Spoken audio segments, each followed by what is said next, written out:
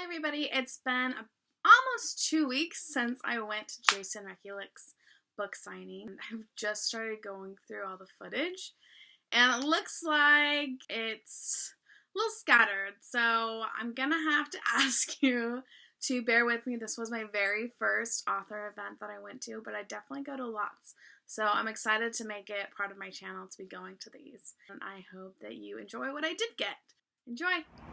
Hey everyone, I am here at Third Place Books in Seattle, Washington. I'm here for the first author event for my new channel here. We are going to see Jason Rekulak.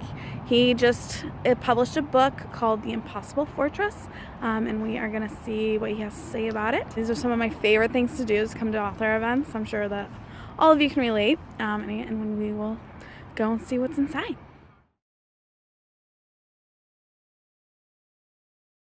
Favorite part of coming to these things is probably hanging out at the bookstore because, you know, I don't have enough books or anything. Indie Press in Philadelphia. There's a little glamour shot of our offices. If anybody's interested in publishing or writing, I know sometimes writers are attracted to these kinds of events. I'm happy to answer questions about that at any point during this talk at the end. Quirk has an interesting story. When we started Quirk, there were just 4 of us in a room, and then we kind of felt, and then you use that felt to make more cats. So the cat on the right is made out of the cat on the left.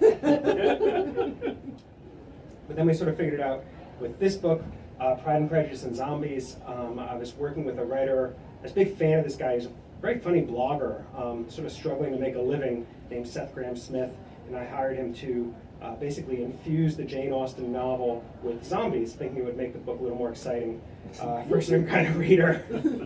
And it actually worked really well because, that book already had the Napoleonic Wars in it, so we sort of made those like zombie wars, and it was a big success. And he sort of springboarded to fame and fortune. This past weekend, he wrote the #1 movie in America, the Lego Batman movie, in theaters. So he's doing really well for himself in Hollywood now. Another Hollywood story I have, one more before I start talking about my book. This was a big YA fantasy novel for us 5 years ago. The author, Ransom Riggs, he came to me a couple of years ago with an idea for an art book. He collected these photos of weird kids that he would find at flea markets and swap meets. And initially the plan was just to print the photos and do an art book. But I kept asking him, hey, something about these photos, you wanted to know the story behind these photos, particularly when you see these two. You're like, what the heck is going on here?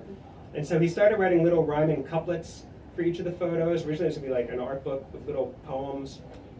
But gradually over months it sort of became a novel that was illustrated with these photos. We sort of flipped it.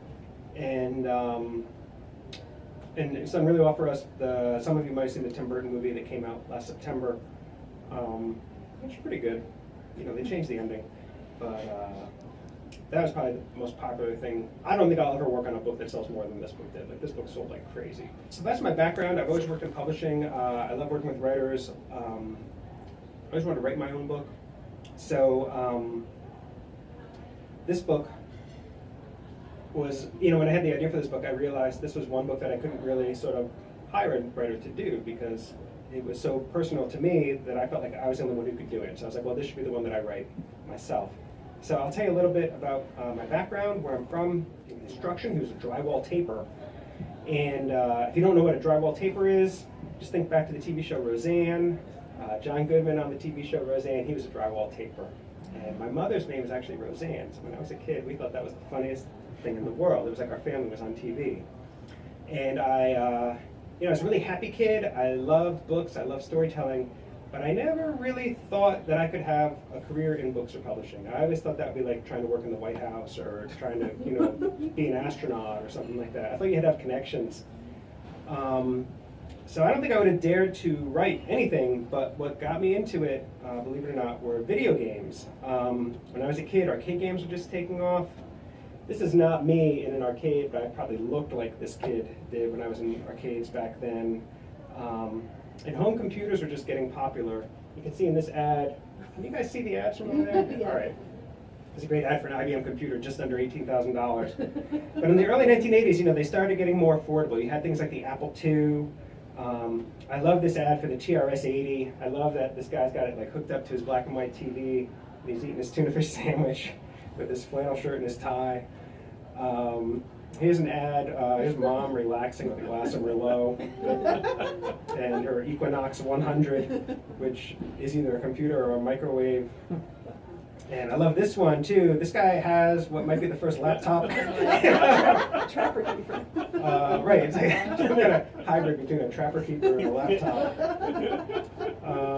And then this one, I've actually never seen this next one in real life. This was called the Imagination Machine. It's got a keyboard, 2 joysticks, and a tape deck demo. I just sort of fell in love with it. I loved that you could put text on the screen and you could put the words on the screen and move them around. So, you know, every kid I knew would write programs like this in department stores. You sort of tag the computer with whatever you wanted to say, and when you ran this program, it would just repeat those words in an infinite loop, and it would look something like this. And you'd walk away, you'd just like ghost, and your message would be left behind. And I, you know, something about, you know, it sounds really simple now, but something about just putting text on a screen, it just lit up my brain. So I would, you know, do goofy screens like this, you know, where I would write about my favorite bands. And I sort of decided by 13 I wanted to be a computer programmer and have my own video game company. So I started buying lots of books and magazines with code in them. You could do that back then, you know, they'd be long lists of code like this. And if you typed in everything perfectly without making a mistake, which is pretty much impossible, but if you did, you'd get this very simple rudimentary game. And by typing in like hundreds of these programs, I sort of taught myself how to make simple rudimentary games with simple little stick figure graphics like these people. And then I learned how to animate them. But because this was sort of state of the art back then, this was as good as it got, I would sort of detail my games with screens and screens and screens of story before you played it. So it would explain that, you know, this guy was actually a prince, and that's his sister, she's the princess, and their parents were murdered. And I would tell the whole story of their family history, pages and pages and pages of copy. And I was, you know, I think, looking back now, I think I was like writing in a medium that felt comfortable to me, and I felt confident doing it. I wouldn't have never aspired to write a book, but writing on computers seemed accessible to me because grown-ups didn't really know how to make them work. You know what I mean? The only people who knew how to make them work seemed like kids and teenagers. So I guess I wanted to write about all of that, and all those experiences sort of feed into this book. Since I knew it was going to be set in the 80s, I felt like it should feel like the movies I watched growing up in the 80s, all these teen movies like Pretty in Pink, Stand By Me, 16 Candles. I wanted this book to feel really fast and really funny and sort of big-hearted the way those movies were. I love those movies. I'll tell you a little bit about the story because it'll take you back to a very controversial moment in 80s history. As my book opens, there are these 3 14-year-old boys, and they're very interested in girls, but they don't really know anything about girls except what they've learned from 80s movies and music and TV shows. So of course everything they know is wrong, right? And their world is shattered when they learn that Wheel of Fortune hostess Vanna White has appeared in Playboy magazine in her underwear. This was the cover. Now, I know that seems tame by today's standards, but back then it was a big deal. She filed a $5.2 million lawsuit to stop these underwear photos from getting published. It was all over the National Enquirer every week. People talking about these underwear photos. Johnny Carson was talking about it. I think part of the reason they had so many problems is they, you know, it's a good situation because like they felt like, well, should we market this book toward men or toward women? Toward Gen Xers or millennials? Do you want to emphasize the computer stuff, or do you want to emphasize the romance? And they just couldn't decide, so they tried covers that did pretty much all of that. And these are all done by a terrific designer who lives right here in Seattle, a guy named Will Staley, amazing designer. One person did all these covers. And some of them are so good. Like, look at this one. Like this, I don't know, this would take me all day, or weeks, I don't know. And they just said no. No. They just shot down one concept after another and decided that no, those are good enough. And they came up with their own version. And they sent it to me, and they said, "It's perfect, isn't it? We love it, don't you?" And you get like questions like that. It's like, well, I guess the answer is yes. So this is what they did. And I mean, what do people think? Anybody? Okay, it's about two programmers who are making a video game together. It would be really cool if readers could finish the book and then go play that game online. And so there's also a great excuse to stop writing and like think about video games, So I got out all my old Commodore 64 manuals and I started trying to write a video game that they would realistically be able to create at age 14. And a lot of that code ends up in the book in the form of like chapter openers. But I realized the game I was making was actually going to be really boring because those games, when you go back and play them, they're really tedious. And kind of impractical too, because who really wants to play a game on a Commodore 64 emulator?